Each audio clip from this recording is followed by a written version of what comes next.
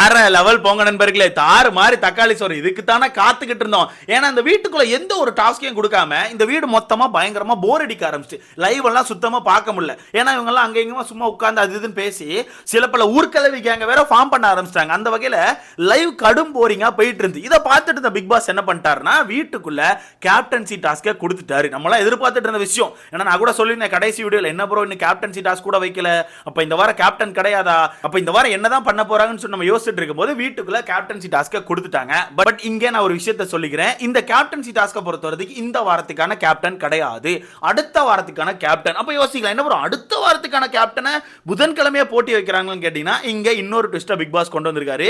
இந்த சீசனை பொறுத்தவரைக்கும் ஒரே ஒரு டாஸ்கை வின் பண்ணி மட்டும் நீங்க கேப்டன் ஆக முடியாது. ஏன்னா இதுக்கு முன்னாடி சீசன்லாம் பார்த்துருப்பீங்க, ஒரு டாஸ்க் தான் இருக்கும், ஆனால் கடுமையான டாஸ்காக இருக்கும்.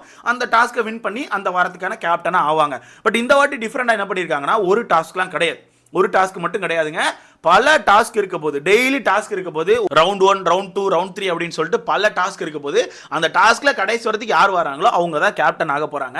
ஏன்னா இந்த சீசனை பொறுத்தவரைக்கும் கேப்டனுக்கு எக்ஸ்ட்ரா ஒரு பெனிஃபிட் கிடைச்சிருக்குது. ஆல்ரெடி ஒரு பெனிஃபிட் உண்டு, நாமினேஷன் ஃப்ரீ பாஸ் கிடைச்சிரும் ஆட்டோமேட்டிக்கா. இந்த வாட்டி என்ன எக்ஸ்ட்ரா பெனிஃபிட்னா, ஒரு மாஸ்டர் பெட்ரூம் கேப்டனுக்குன்னு தனியாக கொடுத்துருவாங்க. அந்த பெட்ரூமுக்கு பேர் என்ன, தலை ரூம்னு சொல்லி வச்சிருக்காங்க. ஸோ அந்த கேப்டனையுமே இந்த வீட்டில் இருக்க எல்லாருமே தலைன்னு தான் கூப்பிடணுமா. இந்த வார கேப்டன் நீங்க எப்படி கூப்பிடணும்னா, கேப்டனுக்கு கூப்பிடக்கூடாது, தலைன்னு சொல்லி கூப்பிடணும். அந்த மாதிரி பிக் பாஸ் நிறைய விஷயங்களை டிஃபரெண்டாக செட் பண்ணியிருக்காங்க. சரி ஓகே, இந்த டாஸ்க் எப்படி விளையாட போறாங்க, என்ன மாதிரி கொண்டு போக போறாங்க அப்படிங்கிறத பார்க்கலாம். ஸோ இன்னைக்கு முதல் டாஸ்க்கை வீட்டுக்குள்ள கொடுக்குறாங்க. பிக் பாஸ் இப்போ அனௌன்ஸ் பண்ணியிருக்காரு, ப்ரோமோ கூட வந்திருக்கு, கண்டிப்பாக நீங்களாம் பார்த்துருப்பீங்க. இந்த டாஸ்க் என்னன்னா, பொங்குதே பால் பொங்குதே அப்படின்ற மாதிரி ஒரு டாஸ்க்கை வச்சிருக்காங்க. ஓகேவா? பட் நல்லா ஒன்று தெரிஞ்சுக்கோங்க, இந்த டாஸ்க்கை விளையாட போகிறது பிக் பாஸ் வீட்டுக்காரங்க மட்டும்தான். ஓகேவா? டீலக்ஸ் ரூமில் உள்ளவங்க கேப்டன்சிக்கு போட்டி போட முடியாது. ஸோ டீலக்ஸ் ரூமில் மொத்தம் 7 பேர் இருக்காங்க, அவங்க இதுக்குள்ளே வரவே மாட்டாங்க. மீதி இருக்க 13 பேர் தான் இந்த டாஸ்க்கை விளையாடுவாங்க. ஓகேவா? 13 பேர்ல இருந்து 8 பேர் மட்டும்தான் ரவுண்ட் 2க்கு போவாங்க. எப்படி 13 பேர்ல இருந்து 8 பேர் மட்டும்தான் ரவுண்ட் 2க்கு போவாங்க. ஆனால் இந்த 13 பேர்ல இருந்து 12 பேர் மட்டும்தான் இந்த ரவுண்ட் 1 பிளே பண்ணுவாங்க. என்ன ப்ரோ சொல்கிறேன்னு கேட்டிங்கன்னா, எஸ் நல்லா புரியுதா, 13 பேர்ல இருந்து 8 பேர் தான் ரவுண்ட் 2க்கு போவாங்க. ஆனால் அந்த 13 பேர்ல 12 பேர் மட்டும்தான் ரவுண்ட் 1 பிளே பண்ணுவாங்க. அந்த அளவுக்கு பயங்கரமா டிசைன் பண்ணியிருக்காரு இந்த கேமை. சரி, இது என்ன டாஸ்க் அப்படிங்கிறத பார்த்துடலாம். ஒரு பெரிய அண்டா ப்ரோ, அந்த அண்டா நிறைய பாலை வச்சு லிவிங் ஏரியால வச்சிடறாங்க. ஓகேவா? அந்த அண்டா நிறைய பால் இருக்குது. அண்ட் அந்த அண்டா பக்கத்துல கீழே வந்து பால் காய்க்கிற கிண்ணம் இருக்குல்ல, அது ஒரு 12 கிண்ணங்கள் இருக்குது. எப்படி ஒரு 12 கிண்ணங்கள் இருக்குது. ஆனா கிச்சன்ல அடுப்பு பார்த்தீங்கன்னா மொத்தம் 4 ஸ்டவ் தான் இருக்கு, அதாவது 4 இந்த இதுதான் இருக்குது. ஓகேவா? அப்போ ஒரு ரவுண்டுக்கு 4 பேர் மட்டும்தான் அங்க போய் பால் காய்க்க முடியும். ஸோ அந்த வகையில் அங்கே 12 கிண்ணங்கள் தான் இருக்குது, பால் காய்க்கிற கிண்ணங்கள். ஸோ ஒரு ரவுண்டுக்கு 4 பேர் காய்க்கணும். அப்போ மொத்தம் எத்தனை ரவுண்ட் நடக்கும், 4 4 8 3 ரவுண்டுகள் நடக்கும். 3 ரவுண்ட் நடக்கும்போது 3வது ரவுண்டில் கடைசியாக யார் போய் அந்த கிண்ணத்தை எடுக்க போகிறாங்களோ அவங்களுக்கு கிண்ணம் இருக்காது.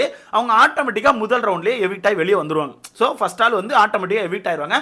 12 பேர் மட்டும்தான் இந்த போட்டி போட போகிறாங்க. இதில் நீங்களே கவனிச்சிருப்பீங்க, இந்த ப்ரோமோல எனக்கு தெரிஞ்சு முதல் ரவுண்ட் யார் ஓடி போகிறான்னா, துஷார் ஓடி போறாப்ல, சபரி ஓடி போன மாதிரி இருக்குது, அப்சரா ஓடி போன மாதிரி இருக்குது. இவங்க மட்டும் தான் எனக்கு தெரியுறாங்க. ஓகேவா? ஸோ 4 பேரா போய் பால் காய்க்க ஆரம்பிப்பாங்க. இந்த டாஸ்க்கை யார் ஜட்ஜ் பண்ணுவாங்கன்னு பார்த்தீங்கன்னா, நம்ம டீலக்ஸ் ரூம்காரங்க, அவங்க தான் இந்த டாஸ்க்கை ஜட்ஜ் பண்ணுவாங்க.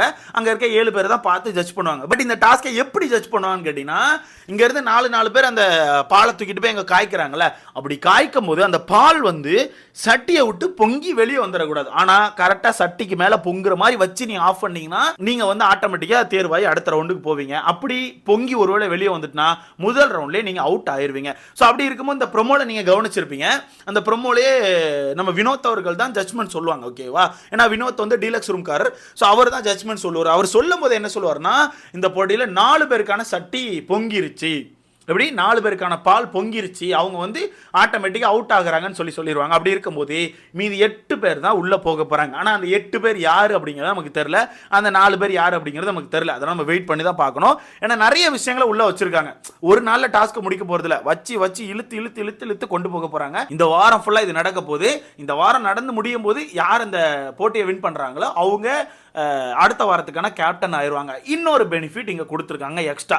இந்த வாரம் நீங்கள் கேப்டன் ஆகிட்டீங்கன்னா அடுத்த வார கேப்டன்சி போட்டிக்கு ஆட்டோமேட்டிக்காக நீங்கள் தேர்வு ஆயிடுவீங்க. ஓகேவா? டேரெக்டாக அந்த கேப்டன்சி போட்டிக்கு போயிருவீங்க. ஏன்னா இதுக்கு முன்னாடிலாம் எப்படி இருக்கும், வாரம் வைக்கிற டாஸ்கில் யார் பெஸ்ட்டாக பர்ஃபார்ம் பண்ணுறாங்களோ அதுலேருந்து 2 பேர் எடுத்து அந்த மாதிரி தான் உள்ளே கொண்டு போவாங்க. நீங்களே கண்டிப்பாக பார்த்துருப்பீங்க.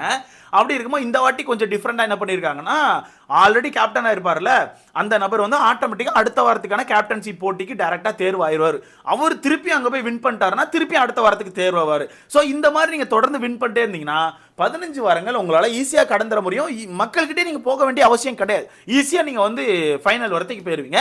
இதை பிக் பாஸ் ஒரு குறிப்பாக சொல்கிறார். உங்களுக்கு ரொம்ப ஈஸியாக தான் இருக்கும் கேப்டன்சி போட்டு உங்களால் விளையாட முடியும். நான் எல்லா வகையிலும் ரொம்ப டஃப் கொடுப்பேன் அப்படின்னா நீங்கள் ரொம்ப ஈஸியாக கேப்டன் ஆகி அப்படி கடந்து வந்துருவீங்க. ஓகேவா? இந்த வகையில் கேப்டனுக்கு பயங்கரமான பவர் இருக்குது அப்படிங்கிறது நமக்கு தெரிய வருது. தனியாக பெட்ரூம் வேறு கிடைக்குது. அப்போ என்ன வேணும் சொல்லுங்க. ஸோ வேற லெவலில் இருக்க போது. ஸோ இந்த டாஸ்க்கை பொறுத்தவரைக்கும் எனக்கு தெரிஞ்சு யார் அந்த ஒரு 5 பேர் எவிட் ஆவாங்க அப்படின்னு சொல்லிட்டு ஒரு கணிப்பு சொல்லவா? எனக்கு தெரிஞ்சு வாட்டர் மெலன் அவுட்டு, அதுக்கப்புறம் watermelon out, Aghori Kalaiyarasan out ஆயிடுவாப்புல. அவர் எனக்கு தெரிஞ்சு பால் காய்ச்சிக்க மாட்டார்னு நினைக்கிறேன். விஜய் பார்வதியும் அவுட் ஆக வாய்ப்பு இருக்குது. பட் தெரில, மேபி பால் காய்ச்சாலும் காய்ச்சிருவாங்க. அடுத்ததாக பார்க்க போனால் அந்த வீட்டில் வேறு யார் இருக்கா? சபரி எனக்கு தெரிஞ்சு அவுட் ஆகிறதுக்கான வாய்ப்பு இருக்குது. மற்றபடி எல்லாமே ஓரளவு குக் பண்ணுற ஆட்களாக தான் இருக்காங்க. அப்சரா அவுட் ஆகிறதுக்கான வாய்ப்புகள் அதிகமாக இருக்குது. ஸோ இந்த மாதிரி எனக்கு தெரிஞ்சு ஒரு சில ஆட்கள்லாம் ஃபஸ்ட் ஸ்டார்டிங் அவுட் ஆயிடுவாங்க. 8 பேர் மட்டும்தான் ரவுண்ட் 2 போவாங்க. எனக்கு தெரிஞ்சு ரவுண்ட் 2 வந்து நாளைக்கு தான் நடக்கும். இன்றைக்கி வைக்கிறதுக்கான வாய்ப்பு கிடையாது. நம்ம கவனிச்சு வரது இன்றைக்கி வர போகிறது இல்லை. ஸோ ரவுண்ட் 1ல் 8 பேர் வின் பண்ண போகிறாங்க. இப்படி ஒவ்வொரு ரவுண்டாக வச்சு சனிக்கிழமை கடைசி ரவுண்டு வைப்பாங்கன்னு எனக்கு தோணுது. நீங்கள் சொல்லுங்கள், இந்த வீட்டில் இருக்க அந்த 13 பேரில் இந்த ஒரு நபர் இந்த கேப்டன்சிக்கு டிசர்வ் ப்ரோ, இந்த ஒரு நபர் எனக்கு தெரிஞ்சு வின் பண்ணிடுவார் ப்ரோ, எல்லா டாஸ்க்கையும் வின் பண்ணிடுவார்னா யார் மேலே உங்களோட ஹோப்பை தூக்கி வைப்பீங்கன்னு சொல்லிட்டு மறக்காம கமெண்ட்ல போடுங்க. பயங்கரமாக பிளான் பண்ணுறாங்க. பட் அதுக்குலாம் இவங்க ஏற்றாளுக்கலான்னு கேட்டிங்கன்னா எனக்கு தெரிஞ்சு தெரில. ஏன்னா இவங்க அவ்வளோ ஒன்றும் இதாக இருந்த மாதிரி இல்லை. இவங்க சும்மா உட்காந்து ஒன்றும் ஒப்பாரி வைக்கிறாங்க, இல்லாட்டினா உட்காந்து ஊர்க்கதை பேசுகிறாங்க. ஊர்க்கலை கேங்கெலாம் ஃபார்ம் ஆகிட்டு இருக்காங்க, நீங்களே பார்த்துருப்பீங்க. அந்த மாதிரி தான் போயிட்டு இருக்குது. ஸோ வெயிட் பண்ணி பார்க்கலாம் இவங்க என்னென்ன பண்ணுறாங்கன்னு சொல்லிட்டு. இதை பற்றி உங்களுக்கான கருத்துன்னு சொல்லிட்டு மறக்காம கமெண்ட்டில் போடுங்க. பாவம் இந்த கமாருதீன் வந்து ஒரு மாதிரி தவிச்சிட்டாப்ல. ஆல்ரெடி காலையில் உட்காந்து அழுதுட்டு இருந்தாப்ல. ஏன்னா ட்ரீமில் வந்து ஏதோ அவங்க ஃபேமிலி மெம்பர் யாரோ வந்தாங்க அப்படின்னு சொல்லி அழுதுட்டு இருந்தார். அதுவே பார்க்க ஒரு மாதிரி இருந்துச்சு. இவர் இப்போ என்ன பண்ணிட்டாருன்னா கேப்டன்சி டாஸ்க்கை படிக்கிறதுக்கு பிக் பாஸ் வந்து கமாருதீனை கூப்பிட்டாப்ல. அப்போ கமாருதீன் உள்ளே போனவர் என்ன பண்ணிட்டாருன்னா அந்த டாஸ்க்கை படிக்க ட்ரை பண்ணிட்டு இருக்காரு. அவரால் படிக்க முடியல போல. மேபி தமிழ் கரெக்டாக வாசிக்க தெரியாதுன்னு நினைக்கிறேன். தவிச்சிட்டாப்ல. அவர் ரொம்ப நேரம் ட்ரை பண்ணுறாரு. பார்த்து பிக் பாஸ் வந்து ஒன்றும் அவசரம் இல்லை, பொறுமையாக படிப்பான்னு சொல்லி டைமை கொடுத்து பார்க்காரு. இருந்தாலும் முடியல. கடைசி கட்டமாக கமாருதீன் என்ன பண்ணுறாருன்னா பிக் பாஸ்லேயே சொல்கிறாரு, பிக் பாஸ் கொஞ்சம் நீங்கள் படிச்சிடுறீங்களா பேசாமல் அப்படின்ற மாதிரிலாம் சொல்லிட்டாரு.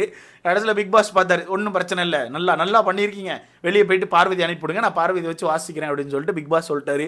இருந்தாலும் கமாருதீனுக்கு அதில் ஒரு உறுத்துது. என்னன்னா இப்போ வெளியே போனால் என்னதான் கேவலமாக நினைப்பாங்களோ, அப்போ என்ன பண்ண பிக் பாஸ், நான் என்ன பேச வெளியே போய் அப்படின்னு சொல்லிட்டு பிக் பாஸ்ட்டை உட்காந்து ஐடியா கேட்டுட்டு இருக்காரு.